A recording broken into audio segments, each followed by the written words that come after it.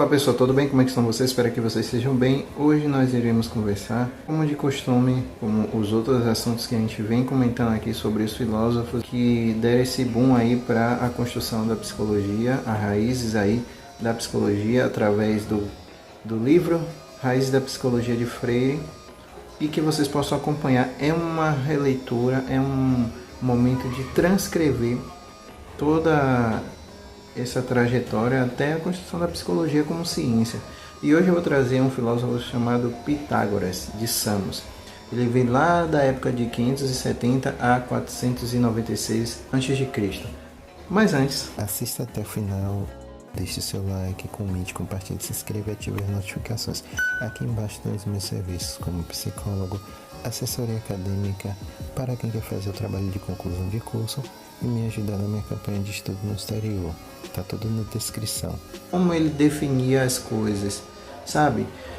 Porque ele via a filosofia no sentido de buscar essa ideia através dos números. Porque você poderia estar pensando assim, mas peraí, teve um que veio através dos elementos, tal, aquela coisa da água, como o anterior, que vocês vão ver aí no vídeo, o filósofo que falou que definiria o conhecimento do mundo, se resumiria isso na água. Mas o Pitágoras, ele vem trazendo que isso daí é os números, a essência das coisas.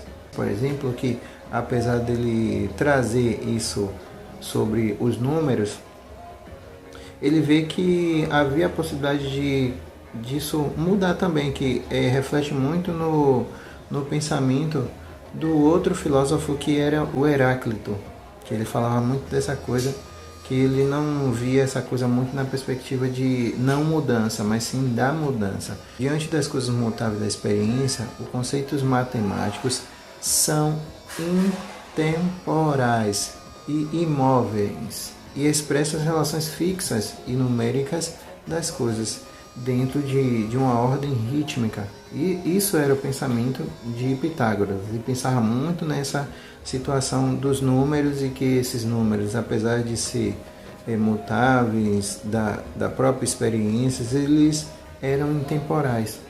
Ele não se limitava quanto ao tempo. E assim, a essência permanente do mundo encontrava-se nos princípios matemáticos. Ele procurava, por exemplo, a partir daí, a ordem das coisas que regia o mundo.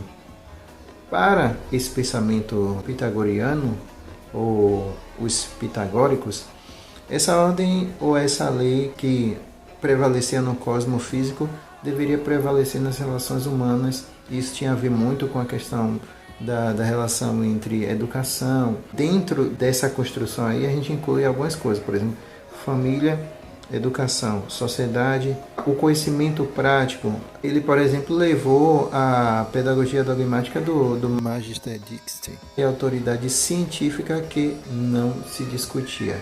E aí tem uma coisa que eu quero parafrasear, por exemplo, que ele diz o seguinte: caberia ao Estado exercer o poder supremo de orientar a educação. Então, essa corrente filosófica, ela dava para a sociedade ou para um governo a possibilidade de pensar em como ela poderia reger e como ela poderia orientar essa sociedade baseada na educação. Ele via, por exemplo, a ordem do universo, bem como a ordem social, seria sempre mantida. É muito contrastante com a ideia que se tem sobre números, mas desse sentido, isso estabelece bem como uma forma de educar as pessoas, de educar a sociedade, de ter um sistema capaz de organizar as coisas.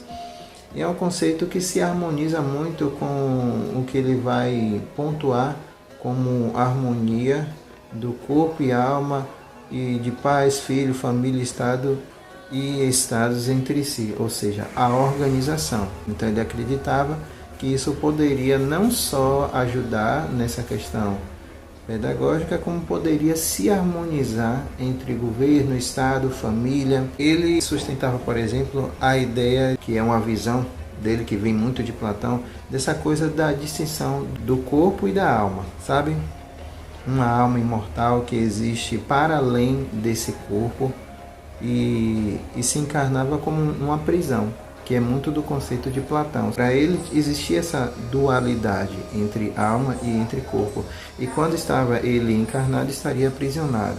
Essa é a ideia e representa tentar aprender, por exemplo, o conteúdo inteligível das coisas e como tal precede o mundo das ideias de Platão, muito do conhecimento de Platão, né?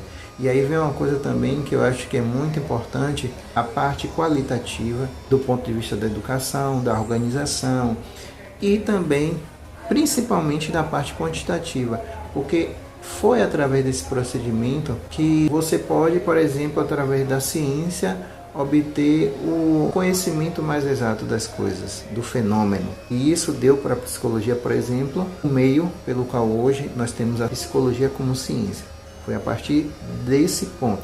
A influência da corrente do Pitágoras pôde possibilitar hoje a ciência e também a psicologia se transformar. E se a psicologia se entende hoje como ciência, deve-se a esse filósofo que deu o pontapé inicial para essa fundamentação. Como é importante que eles vêm trazendo alguns conceitos que até hoje são aplicados na ciência e em muitos outros lugares, na organização de um Estado, família também, a condução sistêmica das coisas também. Se vocês gostaram, eu vou pedir que você deixe o seu like, comente, compartilhe, se inscreva e ative as notificações. Aqui estão os meus serviços na descrição. Tem minha campanha de estudo no exterior também que você pode ajudar.